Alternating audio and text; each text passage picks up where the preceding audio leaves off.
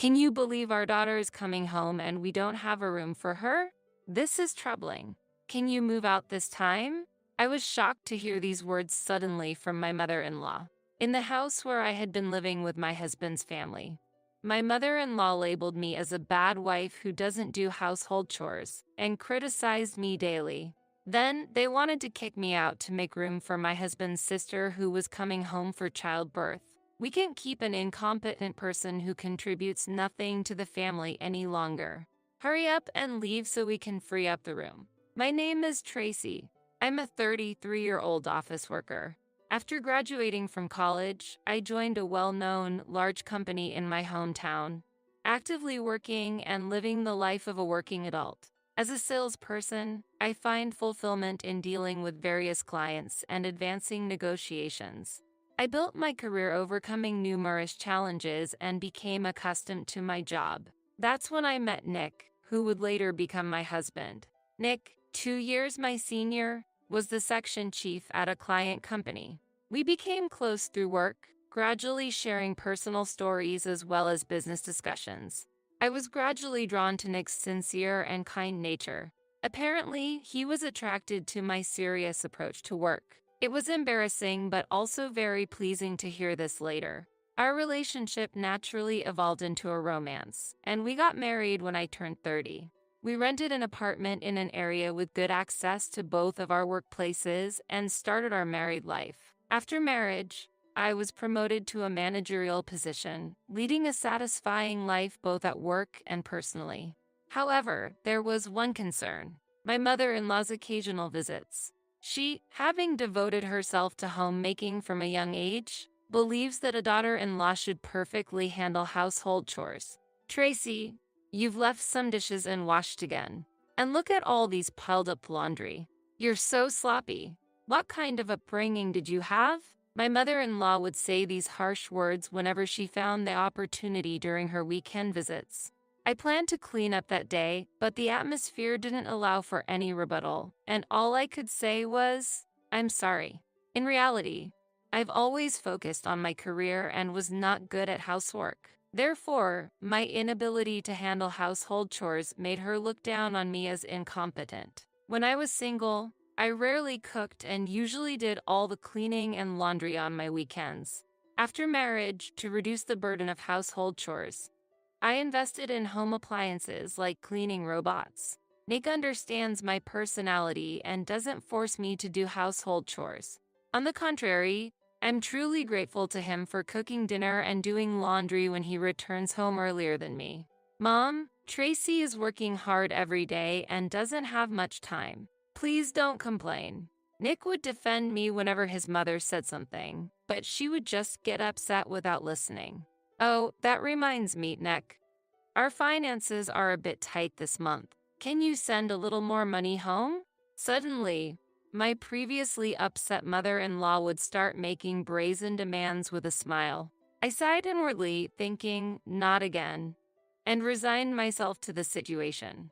There are many family members living in the house where my parents-in-law reside. Currently, Nick's parents, brother, and grandparents are living there. Until a while ago, Nick's sister, Lauren, lived with them and contributed to the household expenses by working, but recently she got married and left the house. As a result, only my father-in-law and brother-in-law were working after that, leading to a decrease in household income, and they came to struggle financially. In reality, their income was lower than that of our household. Nick started to provide financial support to his parents' home, but his mother frequently visited us, demanding more money.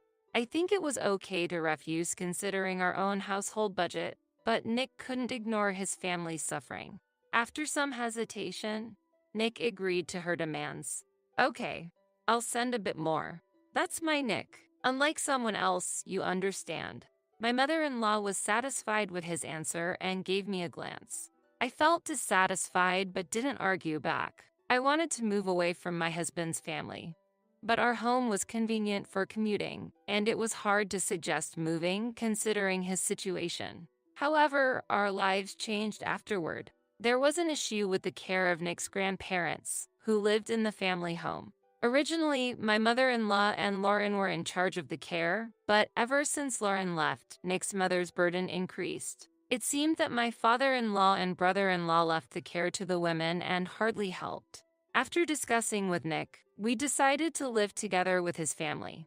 As we didn't have children, I agreed to this decision but set one condition for Nick. I wanted to continue focusing on my job instead of using my salary for household expenses. I strongly wanted to keep my job and had no intention of quitting. When I expressed my intention, Nick agreed. Of course, you don't have to quit your job. I don't want to involve you in my family's problems. But I'm sorry it turned out this way, Nick said apologetically. Indeed, living together might increase my mother-in-law's sarcasm. This was my only concern, but we decided to start living with his family, with me continuing my job to support the household and Nick mainly handling caregiving and housework. However, when we started living together, his family wasn't pleased with our arrangement. It's absurd for Nick to do caregiving and housework. That's the wife's role, said my mother-in-law. It was a response I had partially anticipated, but I wondered why such roles had to be fixed. My parents-in-law and brother-in-law insisted that housework and caregiving were the wife's job and didn't change their opinion. So, they ordered me to reduce my working hours or quit. However, if I were to comply, our income would decrease and we would continue to struggle financially. To support a family of 7, I need to work full-time. I will continue working as a regular employee, I explained and stood my ground. However, my in-laws remained unsatisfied and deepened their displeasure of me. How can someone have such an opinion? I can't believe how disobedient this daughter-in-law is, my mother-in-law exclaimed angrily, and her attitude toward me became even harsher. Afterward, my brother-in-law also criticized me, using work as an excuse not to help mom. What an incompetent wife. Then, both of them began leading the bullying against me. My father-in-law barely intervened and didn't protect me. Nick's grandparents, who returned to their bedroom immediately after dinner, had limited contact with me and showed little interest in me. After starting to live with my in-laws, my work became busier, and I often returned home late. When I came home after overtime, the family complained that I should come home earlier, looking down on me as if my job was insignificant. I felt deeply frustrated when they belittled my work. I took pride in my job and was committed to my responsibilities as a manager. However, my in-laws kept telling me to prioritize housework over my job, and eventually, I found more peace at work than at my in-laws' house. Once, unable to bear the bullying, I complained to Nick. Why am I treated like this despite earning the daily expenses and even paying for new furniture and appliances for your family's house? Nick listened to me seriously. He understood the problems his family would face if I were to quit my job. I'll talk to everyone. I'm really sorry for involving you in my family's issues, Nick said, and I was filled with gratitude. He must be tired from doing housework and caregiving after work. Later, Nick tried to discuss it with his whole family, but their opinions didn't change at all. My brother-in-law even angrily accused me. You didn't discipline your wife properly, and that's why she has become so selfish. It's your responsibility to train her. My in-laws agreed with him, and their criticism toward us began. I had had enough. The attitude of Nick's own family, who once received financial support from him, was unbearable. Sorry, Nick. I can't live here anymore. We discussed our future seriously in our room. Nick, too, was angry at his family's response and immediately decided we should end this living arrangement and move out soon. If we were to continue like that, our stress would only increase. Therefore, Nick and I decided to leave the house, began searching for a new residence, and started preparing for our next life, keeping it a secret from his family. Half a month later, on an afternoon, Lauren, my sister-in-law who had left the family home after getting married, returned unexpectedly. It was during the weekend and I was off work, so all of us, including Nick's family, were at home. Seeing Lauren return with a large suitcase, my mother-in-law was overjoyed. Lauren, welcome back. Have you had lunch yet? If not, I'll make something right away. Thanks, Mom. I'm really hungry. Lauren passed by Nick and I without greeting us and headed straight to the living room. Hold on a second. Lauren, why did you come back all of a sudden? Nick asked as he entered the living room. Lauren replied, I'm about to have a baby soon. It's my first time, and I feel insecure, so I've decided to come back home for the childbirth. I'll be staying here for a while. My father-in-law and brother-in-law who were watching TV in the living room also seemed to welcome Lauren's return. However, Nick and I were confused. This was because the room Lauren used to use was being used by us then. Indeed, the family home was spacious, but at that time it housed 7 people, and there were no vacant rooms. Before I could say anything, my mother-in-law looked at me and sighed dramatically. What a predicament. Lauren is back, but we're short of rooms. Tracy, could you leave now that we have this situation? Huh? It took me a moment to grasp the intention behind her words. Well, the room you're using originally belonged to Lauren, right? Now that Lauren is back, it's only proper to give it back to her, my mother-in-law stated clearly. Then she laughed and said, we can't keep a useless person who doesn't help with anything around the house here, can't we? While seeking agreement from the other family members. My father-in-law nodded and my brother-in-law looked at me and laughed. Wait a minute, isn't that unreasonable? Nick argued while I was still in shock. Lauren then haughtily said to me, you're a wife, yet you don't properly take care of the house. There's no point in you being here, just leave already. However, I was the one supporting most of the household expenses. What would happen to this house if I were to leave? Did they even understand that? Hesitating to voice this out, Nick placed his hand on my shoulder and shook his head in resignation. It's okay. Let's leave this house together. Nick's words were filled with determination, and he seemed more reliable and strong than ever. We had already planned to end our cohabitation in the near future, so we made the decision sooner. Understood. Then, we will leave right away. At my response, the entire family burst into laughter.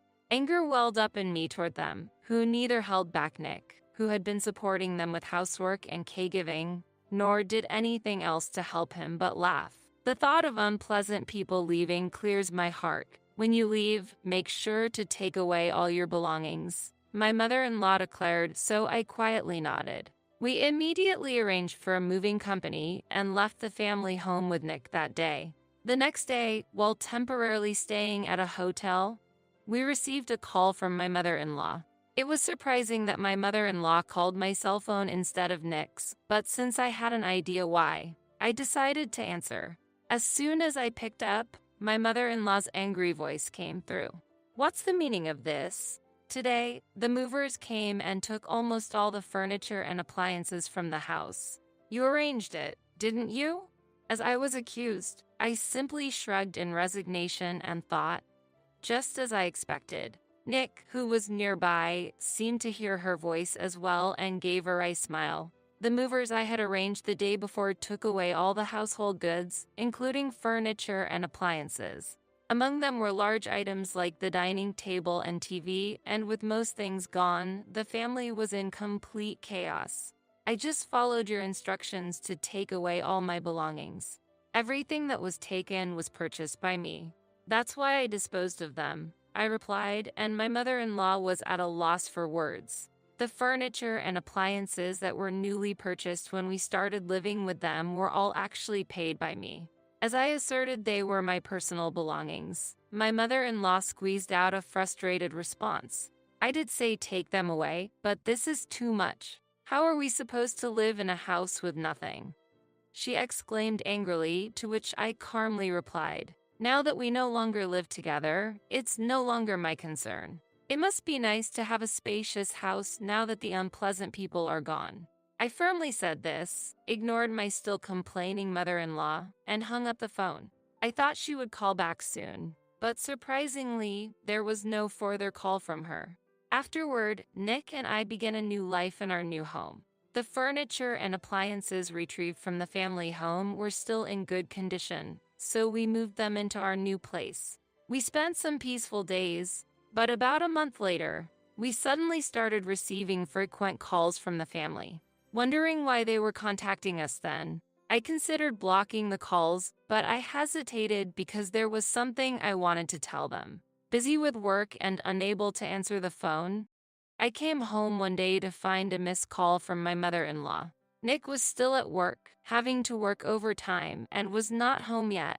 When I responded to the call, my mother-in-law's irritated voice echoed, "You finally picked up. What do you need?"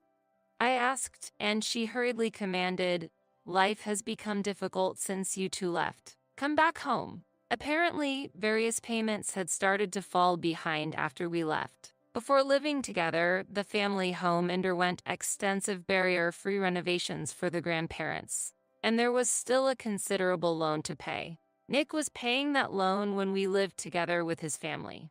Additionally, the money I earned was used for purchasing furniture, appliances, and monthly household expenses. But after our departure, they struggled to repay the loan and manage the household finances. The monthly living expenses I paid amounted to about $4,300. The family, who had depended on our income and spent recklessly, had no savings. Unable to cover over $4,000 of monthly expenses, they became desperate and asked us to return.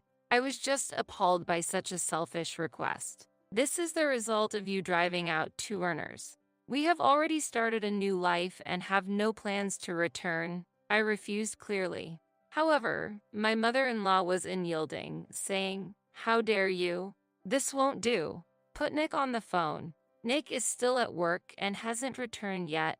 Actually, we moved to a high-rise condo. We are now living comfortably and peacefully, so we cannot fulfill your unreasonable request," I explained, to which my mother-in-law seemed surprised. Nick and I were secretly searching for a new residence when we were living with his family, and after finding the high-rise condo that met our ideal conditions, we were able to move immediately after being ousted from the family home. "Does this mean you're leaving us behind?"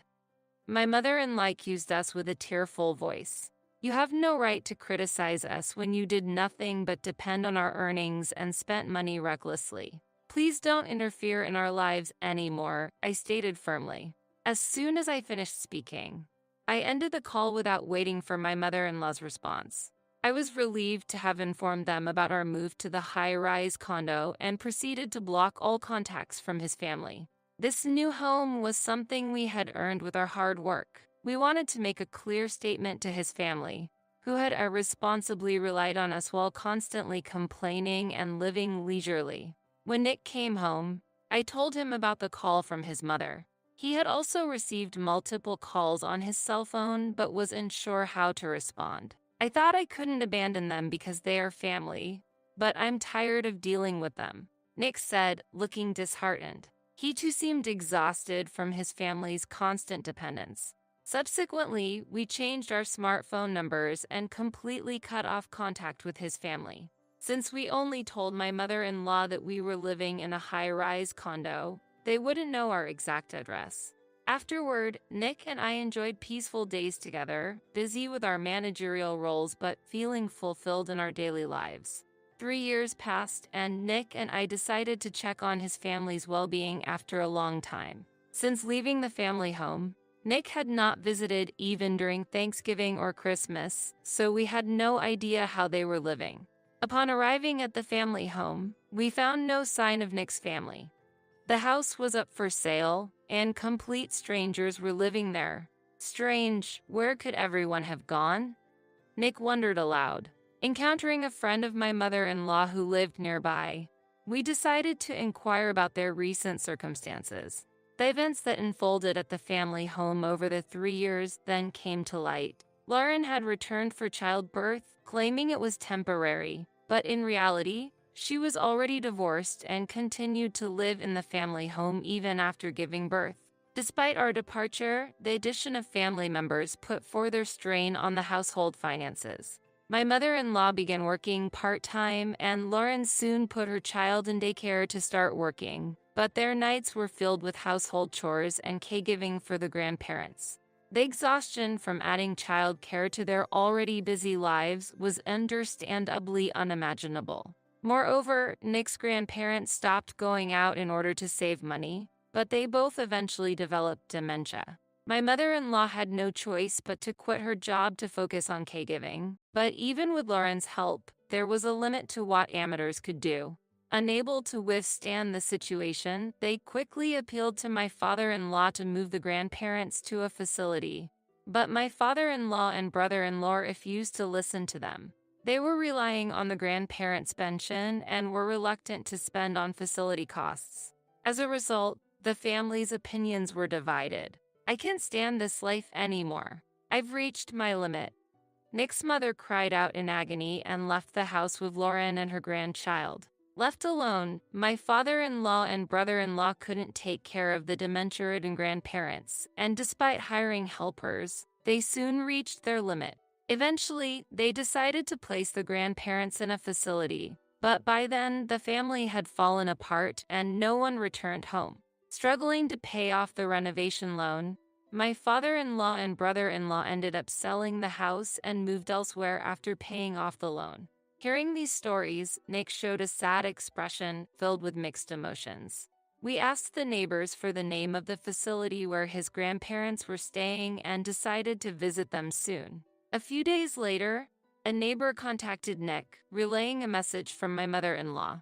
Apparently, she had learned about our visit to the family home. According to her, my father-in-law and brother-in-law were living together and were paying for the grandparents' facility costs, but they seldom visited them. My mother-in-law herself was living with Lauren and her grandchild, working part-time and still struggling with life. I can't stand this life anymore. Please, let us live in a high-rise condo, too. The neighbor conveyed her plea. Hearing such a request, we were just astonished. Nick, too, had grown wary of his family and stopped contacting the neighbor afterward. I don't intend to involve myself with my family anymore, but I do want to keep an eye on Grandpa and Grandma until the end, he said. I agreed with his decision and supported him, focusing more on our work than ever, especially when Nick occasionally felt the loneliness of losing his family. Having overcome difficult times, we want to live even more happily from now on. We plan to cherish our current life, live peacefully, and consider having children in the future.